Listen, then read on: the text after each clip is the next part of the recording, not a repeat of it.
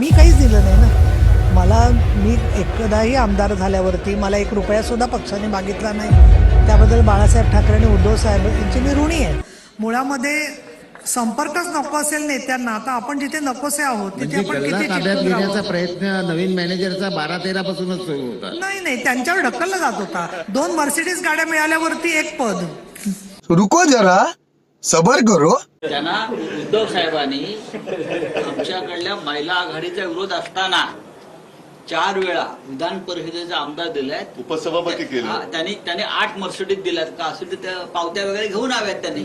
की संजय राऊत साहेबांनी काही वेळेला तर मला आमदारकी मिळावी म्हणूनच प्रयत्न केलेले आहेत. त्यामुळे त्यांना जे म्हणतायत ते आहे की मी काहीच दिलं नाही ना.